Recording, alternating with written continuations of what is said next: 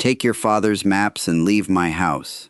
Before the will clerk had finished packing his papers, 27-year-old Nora Whitcomb was dragged from the chair her father once used and disowned before every tenant on the estate.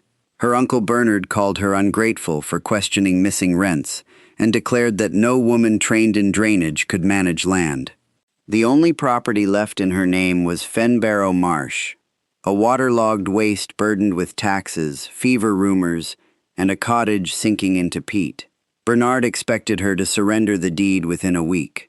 But on Nora's first night, the dry stone well behind the cottage began to hum beneath her hand.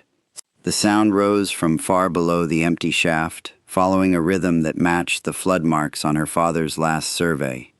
That night still lay several hours ahead when Bernard's steward pulled Nora from the chair. Crispin Mott did not hurt her. He merely made the indignity efficient. He lifted her by the elbow, set her on her feet, and removed the rolled plans from beneath her arm while the tenants stood along the paneled walls of Whitcomb Hall. Nora had grown up among those plans. Her father, Edward, had taught her to hold a brass level before she could reach the top of a survey staff. He made her measure the fall of ditches, test peat with an auger, and mark flood heights after every winter storm. Water, he said, always declared where it meant to go. A surveyor's duty was to listen before trying to command it. Bernard had no such patience. He sat at the desk with the will open before him, his black coat immaculate, his square gray beard trimmed as if grief itself had been scheduled. Edward had been dead for 6 weeks. During the last year of his illness, Bernard had collected rents and paid creditors as executor in advance. Nora's examination of the estate books had found 17 tenant payments entered in pencil, but never carried into the cash account. The missing rents total £43, 11 shillings, she said. 3 families have been served notices for debts they already paid. The tenant farmers heard her. None spoke. Bernard owned the leases now. Whitcomb Hall and 400 profitable acres passed to him under the old family settlement, because Edward had left no son. Nora could not overturn that by exposing a false column. The will clerk, Mr. Halden, cleared his throat. There remains one freehold parcel purchased outside the settlement, 53 acres known as Fenbarrow Marsh, with the cottage, channels, structures, easements, and appurtenant rights. Mr. Edward Whitcomb leaves it to his daughter absolutely. A murmur moved through the room. Fenbarrow had not produced a crop in living memory. Its drainage rate stood unpaid at £11 8 shillings, and the district board had posted it for auction in 30 days. Bernard smiled. "My brother has given you a grave in the reeds." He laid a second paper beside the will. "Sign the transfer to me.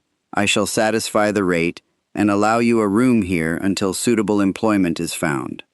Nora looked at the tenants whose erased rents had brought her to this confrontation. Martha Kell, a widowed farmer from the Lower Fen, held her bonnet in both hands. Old Jonas Reed stared at the floor. Bernard's offer would give Nora warmth, food, and the protection of a name, but only if she agreed that every number he had altered belonged to him. She folded the Fenbarrow deed and placed it inside her coat. "The marsh is mine." Bernard's smile thinned. "Then nothing in this house is." Crispin carried her trunk to the road. He retained the survey rolls as estate property, but Nora recovered her father's brass level, a 6-foot chain, a notebook of field observations, and the clothes she could pack before the west clock struck 2. Her purse contained 6 shillings and 9 pence. The October sky had lowered by the time a carrier left her at Muircross village. Beyond a row of cottages and a squat church, Lincolnshire opened into dark levels of sedge, pools, ditches, and raised strips of pasture. Fenbarrow lay 3 miles east where the land sank toward the tidal river Wearne. Villagers advised her to remain at the Heron Inn. "The cottage has no roof worth naming," said Ruth Talley, the innkeeper, "and the marsh has the ague in it.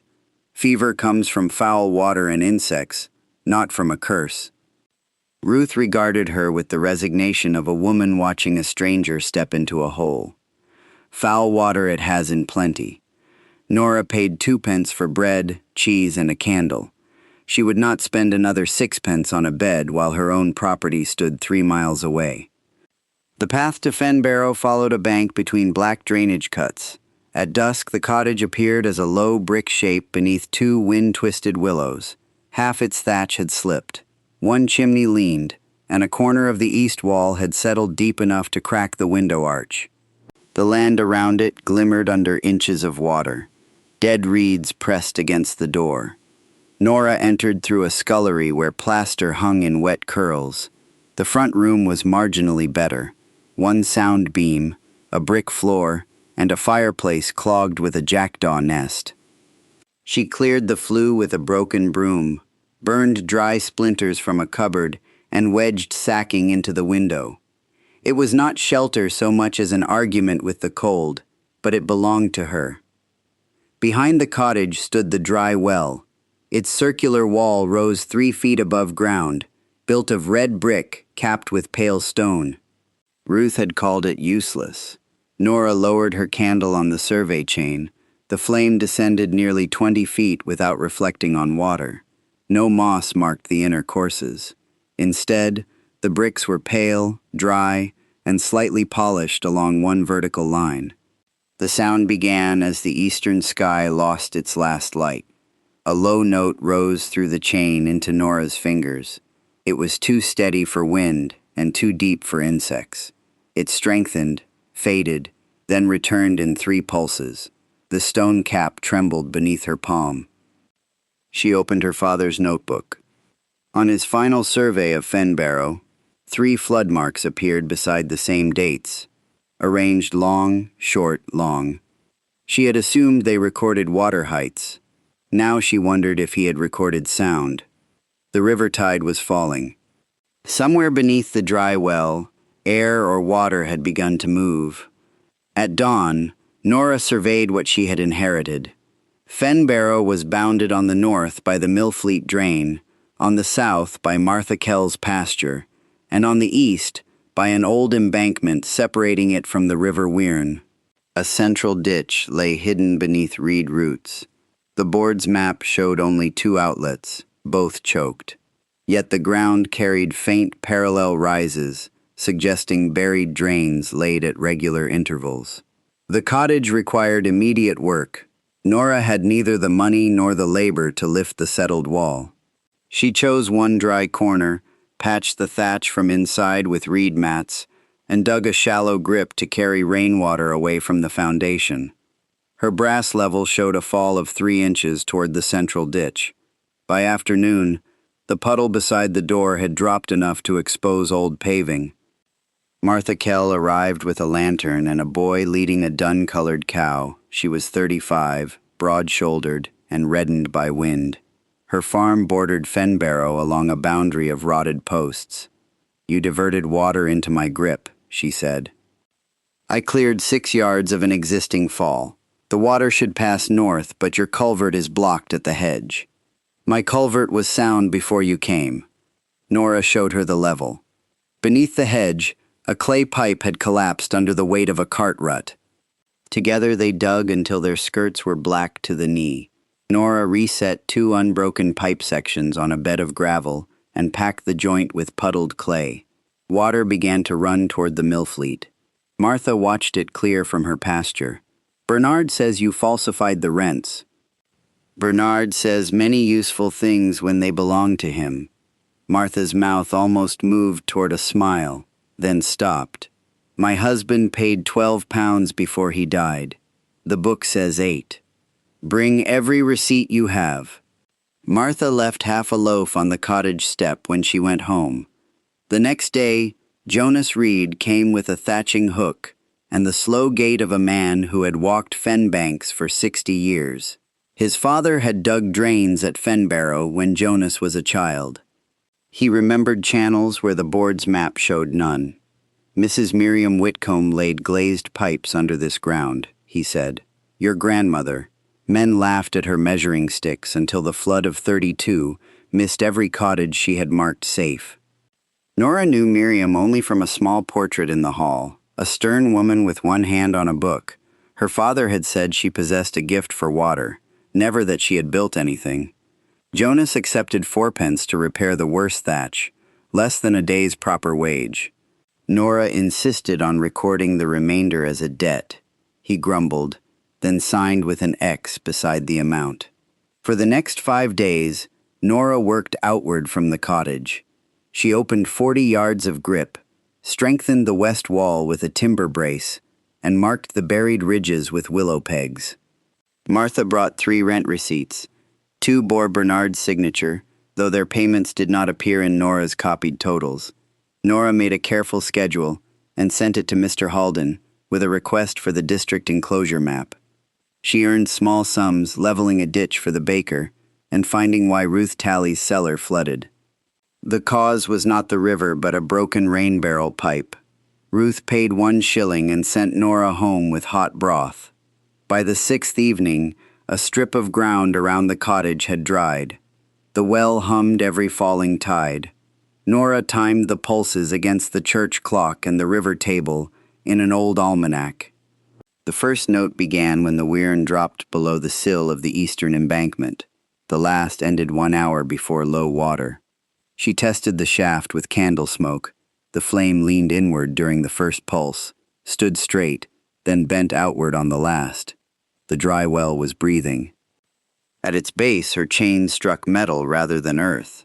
Nora lowered the candle farther and saw the curve of an iron plate set into the wall. 4 holes formed a diamond around a central ring. The polished bricks above it were not waterware but marks left by a ladder or service cradle. Bernard arrived the following morning in a closed carriage, with Crispin riding beside the driver. His boots sank at the edge of the cottage paving. "You have improved the path," he said.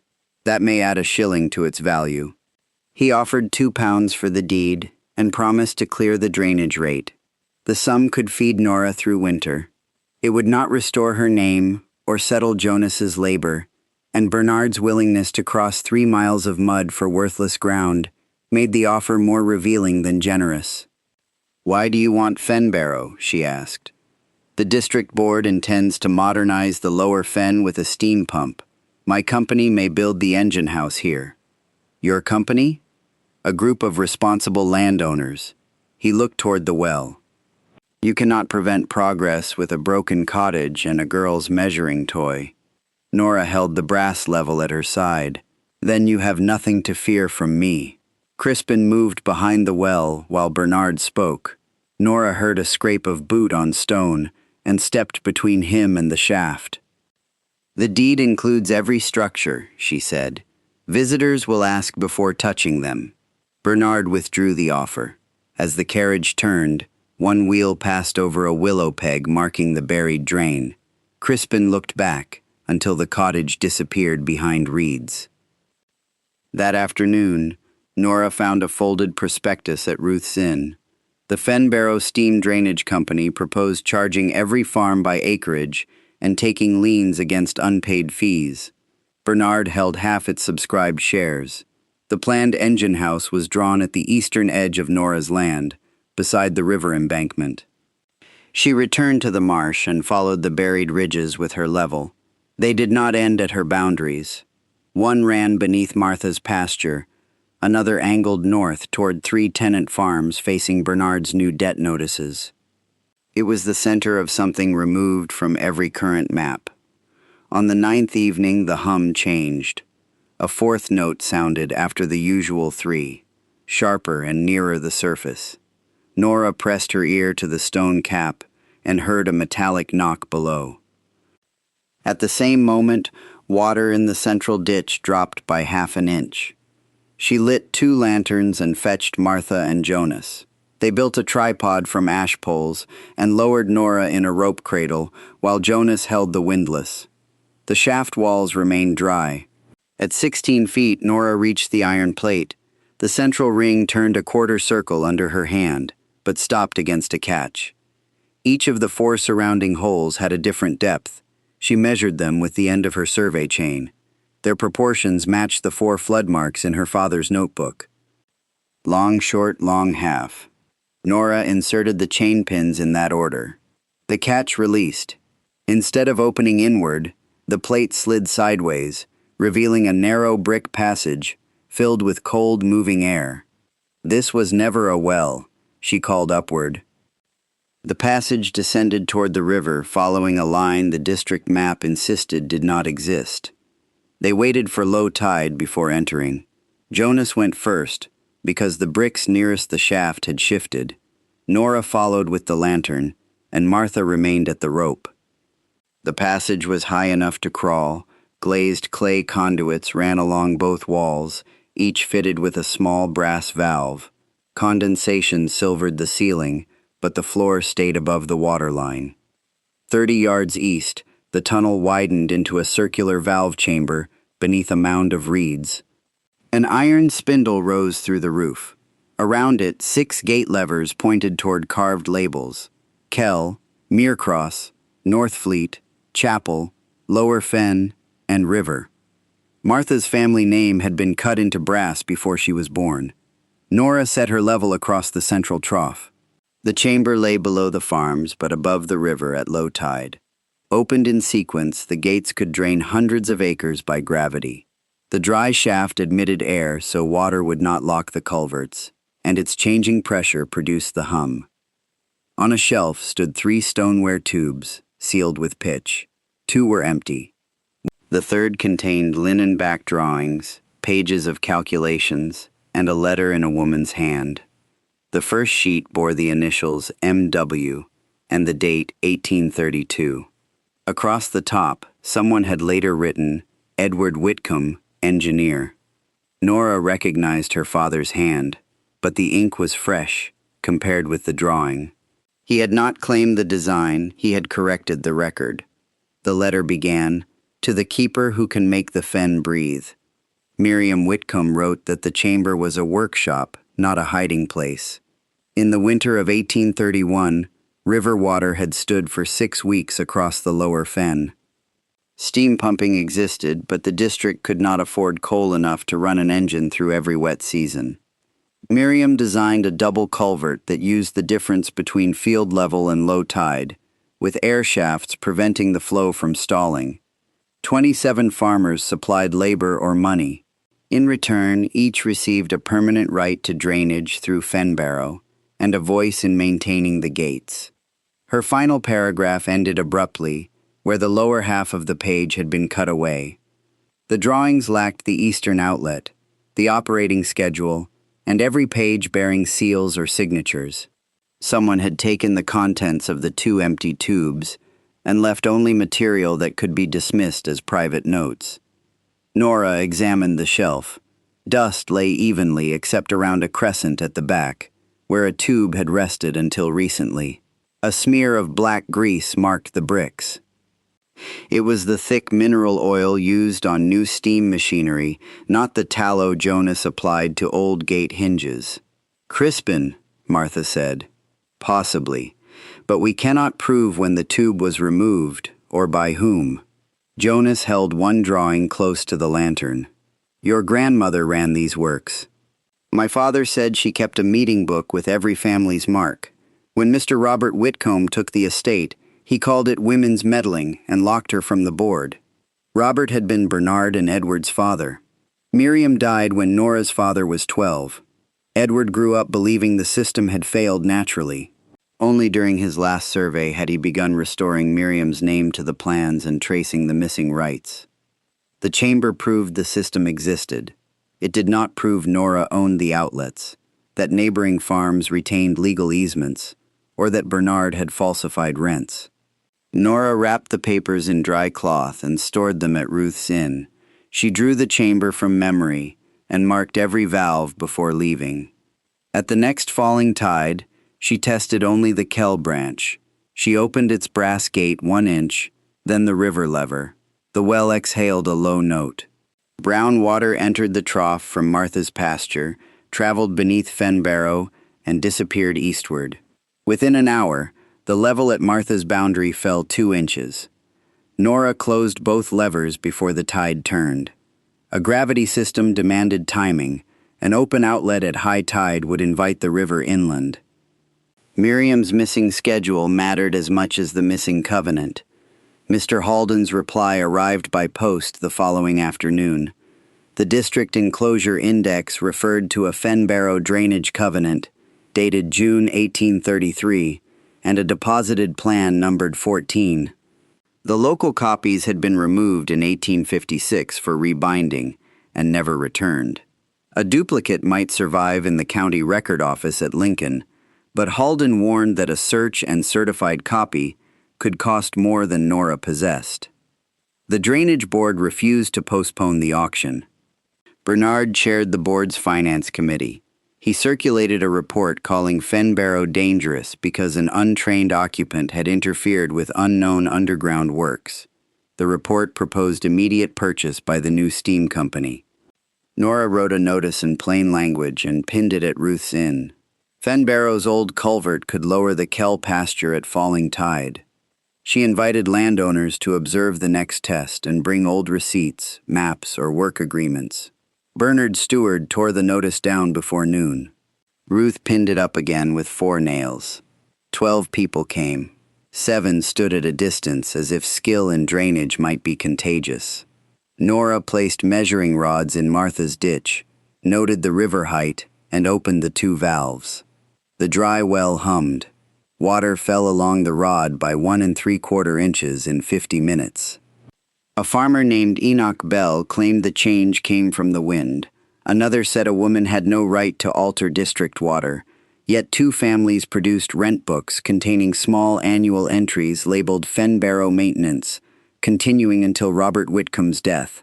Bernard's modern estate accounts described the same sums as hedge fees. Nora copied the entries in front of their owners and returned every book. Evidence should not vanish merely because it crossed her hands. That night she arranged her copies by family rather than by year. The maintenance entries carried tiny symbols beside the sums: a cross for Kell, a forked line for North Fleet, a circle for Chapel. The marks matched the branch labels in Miriam's chamber. They were not casual bookkeeping flourishes, but a record of which farms paid toward which culverts.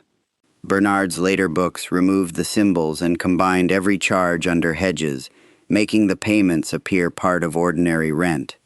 Nora calculated what each branch should have received. Even allowing for repairs she could not yet identify, more than £60 had disappeared over 2 decades. The sum could have replaced the river flap twice and cleared every main conduit. Fenbarrow had not failed because Miriam's design was worthless. It had been starved of its own maintenance money until failure could be sold as proof that Bernard's new company was necessary. Martha studied the columns beside Nora's candle. If we had known these marks mattered, we would have asked sooner. That is why he erased them, Nora said. People rarely question a payment after its meaning has been taken away. That evening, she found the well cap shifted. Someone had tried to insert a bar beneath it. The marks were fresh, and a scrap of blue wool clung to the brick. Crispin Mott wore a blue driving coat. Again, suspicion was not proof.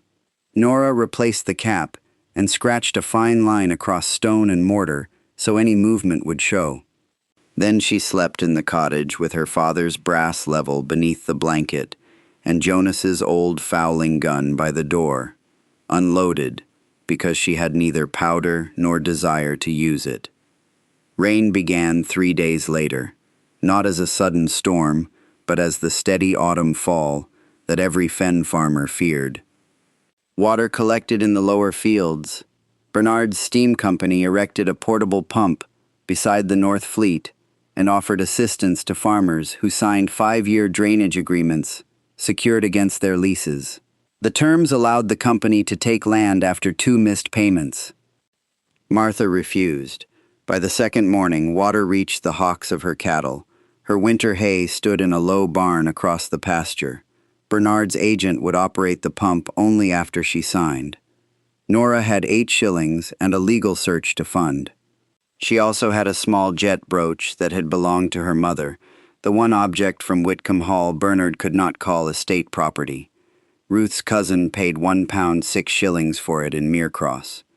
Nora hired 6 men for half a day, bought rope and timber wedges, and promised the rest when she earned it. She could have spent the money clearing Fenbarrow's rate. It would not have been enough, but it might have persuaded the board to delay. Instead, she put the men in Martha's flooded pasture. They traced the buried kell branch with iron rods. 50 yards from the chamber, roots had crushed a clay junction. Nora directed them to dig a bypass trench into an older brick culvert, shoring the sides with hurdles. Jonas repaired the gate spindle. They worked through rain until their hands numbed. At 4 in the afternoon, the river began to fall. Nora checked the repaired branch, stationed Jonas at the eastern embankment, and opened the valves by inches.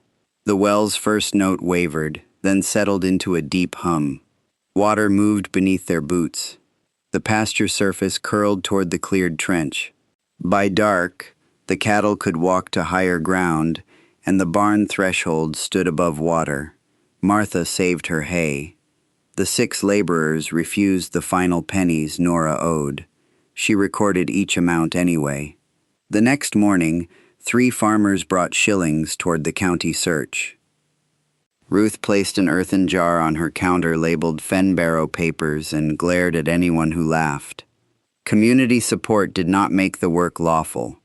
Bernard obtained a district order prohibiting Nora from opening the river gate pending inspection. He claimed her unauthorized drainage had weakened the embankment and threatened every farm downstream. A hearing was set for the day before the auction, leaving her no legal use of the system with which to prove its value. He visited Fenbarrow in the rain and found Nora repairing the cottage threshold. "You sold your mother's brooch for Martha Kell," he said. "Sentiment will leave you barefoot. Martha's husband paid the maintenance money you called hedge fees. Old marks in farm books do not create an easement. A registered covenant might." Bernard's umbrella shifted. It was the smallest movement, but Nora saw fear beneath it. "There is no covenant," he said. "Then you should welcome the county search." He offered £5 and payment of the rates. Nora refused. He stepped close enough that rain dripped from his brim onto her work. "Your father spent his last months chasing a dead woman's fantasy.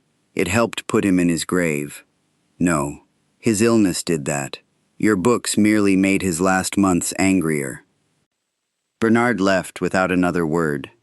On October 26, the river table predicted an unusually high morning tide, followed by a low afternoon fall. Nora obeyed the order and kept the valves closed. At dawn, Jonas saw a company cart returning from the eastern embankment, but mist hid the driver. By 8, water in the central ditch rose, though no rain had fallen overnight. The well did not hum. Nora felt the stone cap. No vibration, no inward draft. The river outlet had been stopped. She and Jonas reached the embankment as high water pressed against it. The outlet flap should have closed under river pressure. Instead, water seeped through fresh gaps around the masonry. Someone had driven bundles of tarred hemp and willow into the outer culvert, jamming the flap half open. The rising river was being forced backward through Miriam's system. Nora could not reach the obstruction from land.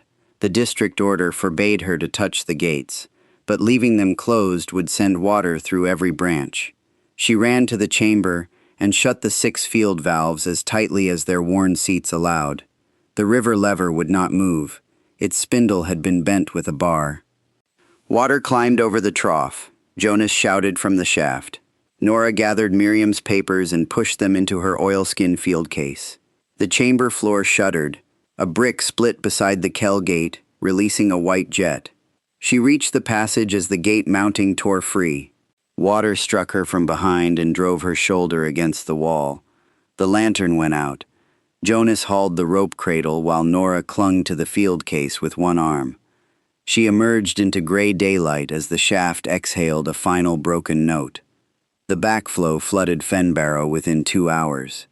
Nora's cleared grips became channels carrying river water toward the cottage. The already settled east wall collapsed outward, taking half the roof. Her mattress, clothes, and copied account schedules disappeared into brown water. Martha and Ruth rescued the brass level and one trunk. Everything else was soaked or buried. Bernard arrived with the district inspector before noon. He pointed to the flooded chamber and declared that Nora's experiments had destroyed the old works. The inspector posted a red notice closing the property as unsafe. The auction would proceed. Nora showed him the bent spindle and described the blockage. At the river edge, the tide concealed the outer flap. Crispin produced the board order and suggested Nora had jammed the mechanism herself to fabricate urgency. The inspector would not accuse her, but neither would he delay the sale without physical proof. That evening, Nora sat in Ruth's kitchen with her right arm bound to her chest. Miriam's drawings had survived inside the oilskin case. Her father's notebook had not. The river had taken the only record connecting the humming pattern to his final survey.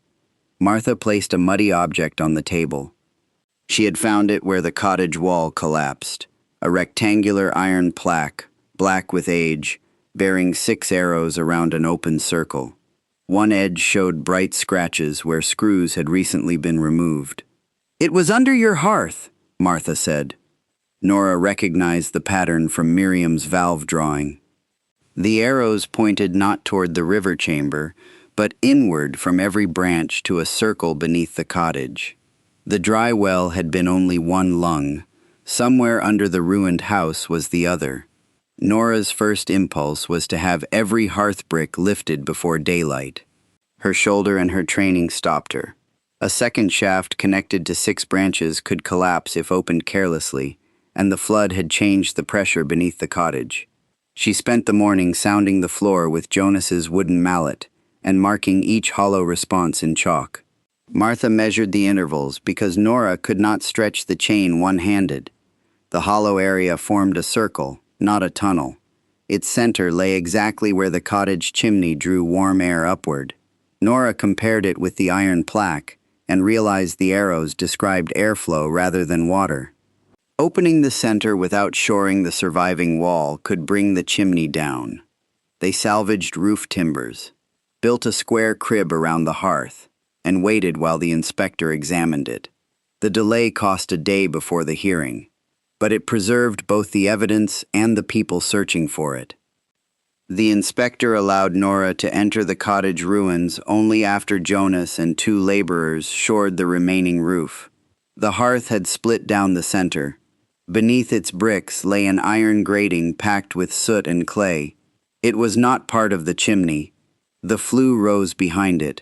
This grating opened into the second air shaft. Nora could not lift with her injured arm, so Martha worked the crowbar while Jonas wedged the stones. Under the grating, 6 shallow channels converged around a capped earthenware pipe. Each matched 1 arrow on the plaque. Miriam had drawn air from the cottage chimney to keep the buried branches ventilated when doors and windows were closed. Warm air rising through the flue strengthened the draft. The well admitted cold air at the opposite end, and the difference made the system hum. The earthenware pipe had been fired in one seamless piece and glazed inside. Its lead cap sat above every recorded flood line. Jonas melted the seal with a small brazier. Inside were 3 rolls wrapped in waxed linen and a tin survey case bearing Edward Whitcomb's initials. Miriam's complete operating schedule explained the notes Nora had lost. 6 tones corresponded to the field branches. Their pitch revealed which gate was obstructed. The sequence Nora heard on her first night, long, short, long, meant the river line was open, the Kell line restricted, and the North Fleet Gate closed. Edward's flood marks were not heights at all. He had been using Miriam's sound code to diagnose the buried system without entering the chamber. The second roll was a working covenant signed in 1833 by Miriam, Robert Whitcomb, and 27 farmers. Several signatures were marks witnessed by the Muircross rector. It granted permanent drainage easements through Fenbarrow, placed the outlet ground beyond sale without the user's consent, and required annual maintenance payments to be kept separately from estate rents. The owner of Fenbarrow would serve as keeper, publish accounts, and receive a fixed salary. Surplus belonged to repairs and emergency aid, not to the Whitcomb family. Miriam's meeting book recorded 3 years of construction. Pipes bought, bricks fired, labor credited, gates tested, and families assigned to branches. It was not treasure, but it explained the brass labels and showed why the system could not be divided among private investors. Edward's tin case brought the crime into the present. During his illness, he had compared tenant receipts with Bernard's estate books. He listed missing rents and 21 years of Fenbarrow maintenance payments carried into Bernard's personal improvement account. Bank counterfoils showed that Bernard later used the money to purchase shares in the steam drainage company. Edward had written to the county drainage office asking for an inquiry, but the letter was never posted. His final page addressed Nora. "You will know whether these figures speak true," he wrote. "I lacked the courage to defend my mother while she lived and the strength to finish this before I died. Fenbarrow is yours because you listen to water and because you return every sum to its proper owner. Do not let my brother turn either gift into his property." Nora read the page twice. Edward had not left her a punishment or an impossible test. He had left her the only land where her training, Miriam's work, and Bernard's accounts could meet. Mr. Halden arrived that afternoon from Lincoln with a certified copy of the 1833 Covenant and deposited Plan Number 14. The county document matched the working copy in every boundary, gate, witness, and obligation. A marginal enrollment noted that the covenant remained attached to Fenbarrow unless all participating owners consented to release it. No release had been filed. "This establishes the easements," Halden said. "It also shows that the maintenance rate demanded from you should have been paid from the separate fund.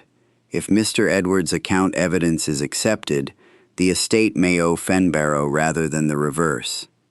Will it stop the auction? The district board must hear it tomorrow. If Bernard controls the board, we seek an injunction immediately, but his control may not survive the documents." Halden had brought more than the covenant. A county surveyor had compared deposited Plan 14 with the modern district sheet. The old plan showed 7 boundary stones along the eastern embankment. The modern sheet showed 4, and shifted the outlet ground 30 yards into the Whitcomb estate. Nora, Martha, and the inspector found the missing stones beneath reeds that afternoon. Their numbered faces aligned with Miriam's measured bearings. One stood beside the very place selected for Bernard's engine house. The Muircross Parish Register supplied the final external witness. Its 1833 entry recorded the covenant signing, the names of the participating farmers, and the rector's seal. 3 independent records, the county plan, parish register, and physical stones, supported the papers from the cottage. Bernard could dispute Nora's motives, but he could not plausibly claim that she had planted masonry beneath 40 years of peat. Physical evidence of sabotage remained uncertain. At low tide, the inspector ordered laborers to clear the river mouth under official supervision. They pulled out bundles of tarred hemp bound around freshly cut willow. One wooden spacer carried blue paint from a cart body. Jonas identified the color used by the steam company, but Bernard could claim theft or coincidence. Crispin watched from the embankment. Mud covered his boots to the knee. When Nora asked why the well plaque bore fresh tool marks, he denied entering the cottage. She did not accuse him further. Instead, she told the inspector that whoever removed the plaque had known there was a second shaft, but failed to find the documents. The inspector quietly instructed the constable to preserve Bernard's company books and work orders.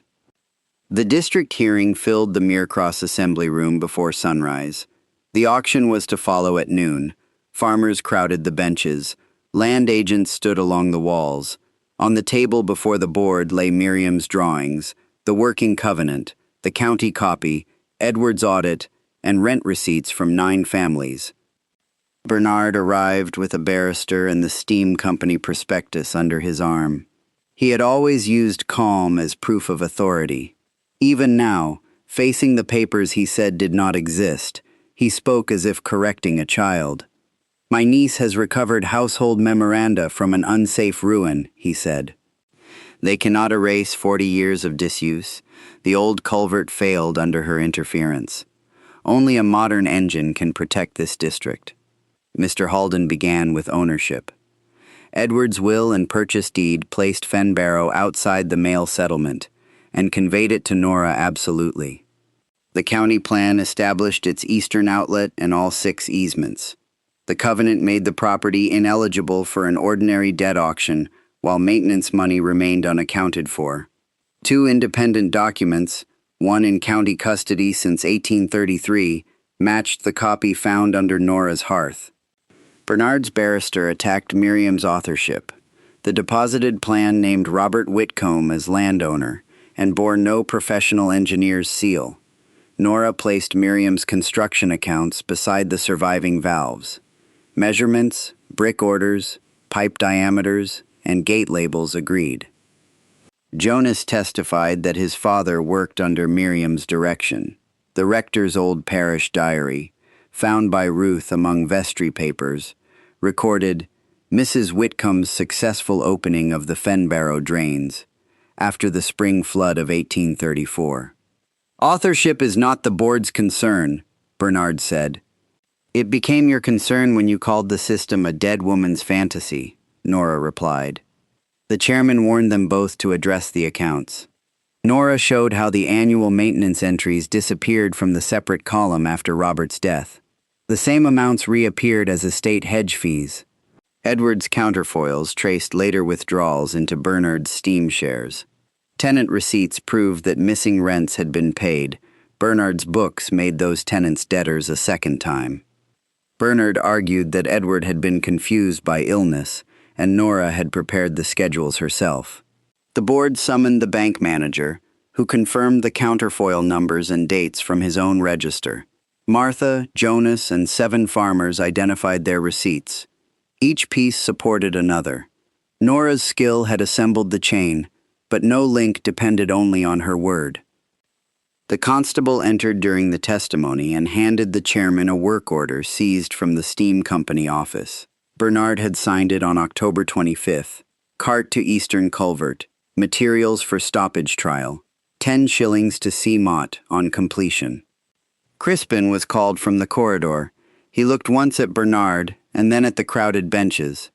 Bernard had ordered him to block the outer flap, he admitted, promising that the old branches were closed and the backflow would merely flood Fenbarrow. The damage would prove a steam pump necessary. Crispin had removed the hearth plaque days earlier while searching for the covenant, but had not understood the arrows. He had not known Nora would enter the chamber. Bernard stood. "A servant facing dismissal will say anything." "Then you should not have entered his payment in your own hand," said the chairman. The hearing suspended the auction and removed Bernard from the finance committee. The constable retained the estate and company books for a fraud inquiry. Yet the board still had to decide whether the old system could safely operate. Papers proved rights. They did not move water. At 2 in the afternoon, officials and farmers walked to Fenbarrow for an inspection at falling tide.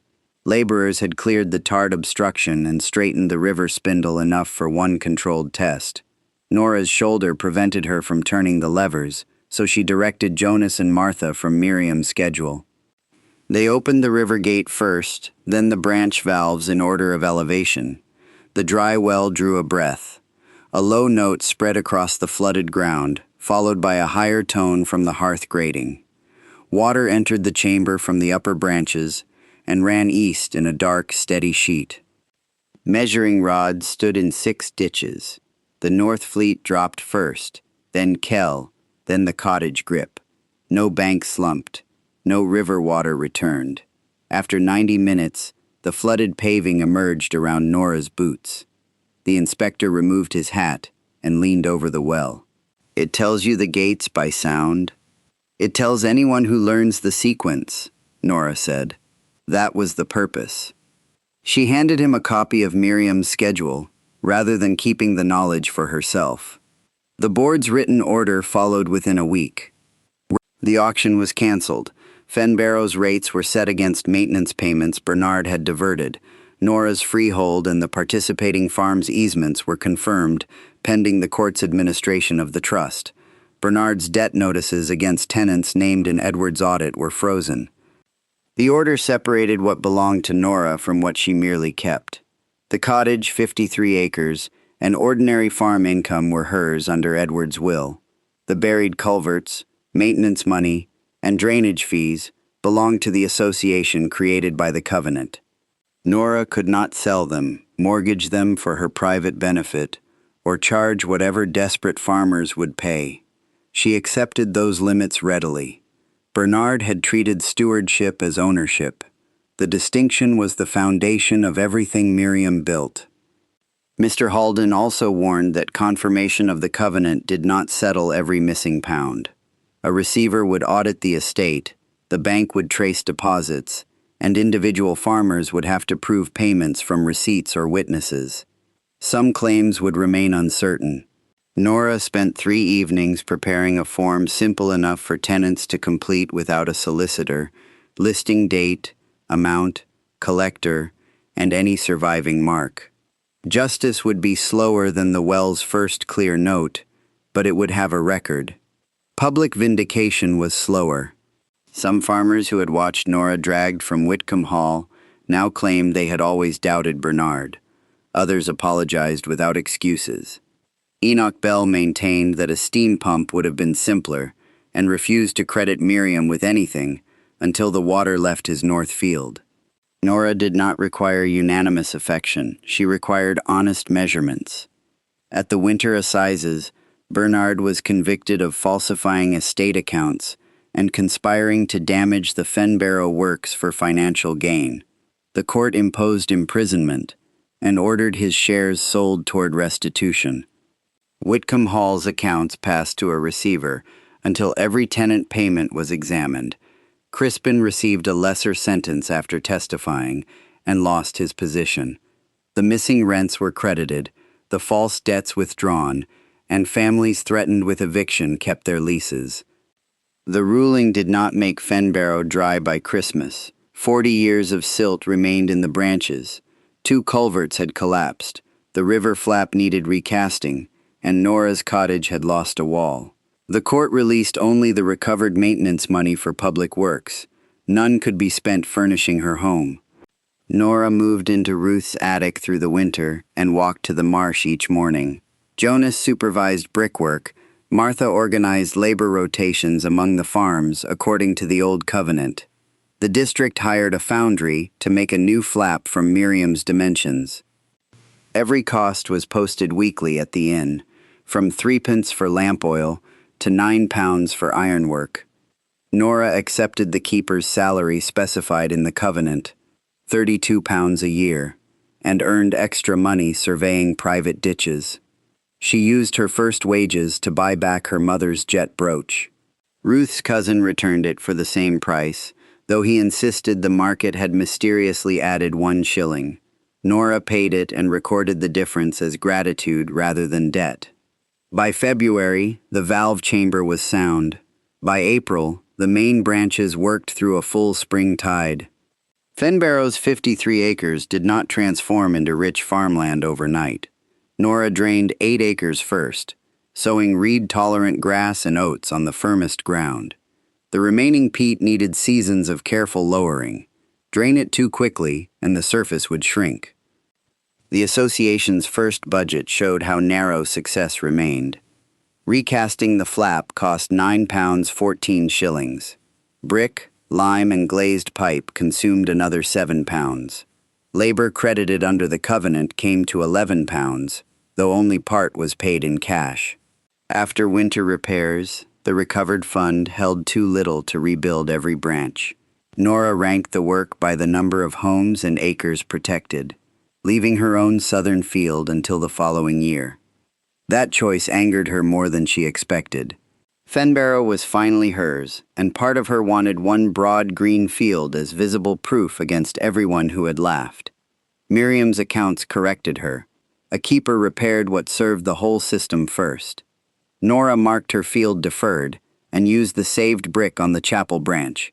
which protected 6 cottages and the village burial ground. She refused the old habit of command from Whitcomb Hall.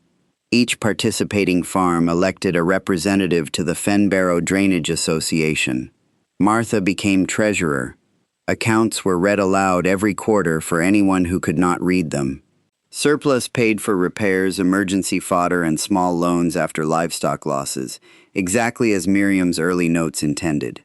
The rebuilt cottage remained modest: 2 dry rooms, a sound chimney, and a work table facing the marsh. Nora preserved 1 cracked brick from the collapsed hearth above the new air grating. Beneath it she placed a brass plate engraved, "Miriam Whitcomb, Designer, 1832. Copies of the plans went to the county record office and the Lincoln Mechanics Institute, so no future owner could bury her name with the pipes. Jonas trained 2 young laborers to service the gates. One was Martha's 16-year-old daughter Alice, who handled a level more steadily than either man. When a board member objected, Nora asked him to identify which valve required a beard. The objection did not return. In late August, the first oats stood pale gold on Fenbarrow's trial field. They were not enough to make Nora wealthy. They were enough to prove the land could support itself without exploiting the farms around it. Landing reeds supplied thatch, grazing fees covered cottage rates, and her salary paid for coal before winter. Martha's lower pasture produced a full hay cutting.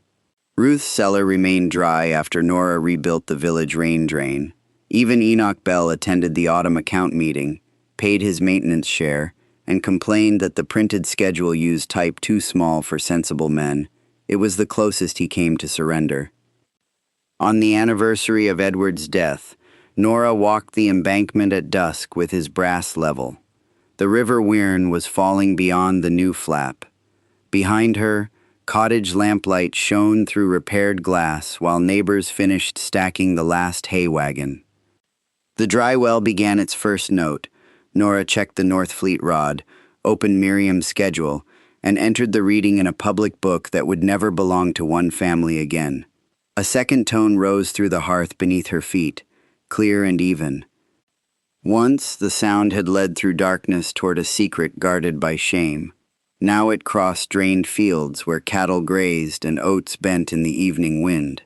Nora rested her hand on the stone cap until the final vibration faded, listening not for what had been hidden, but for water moving freely toward the river.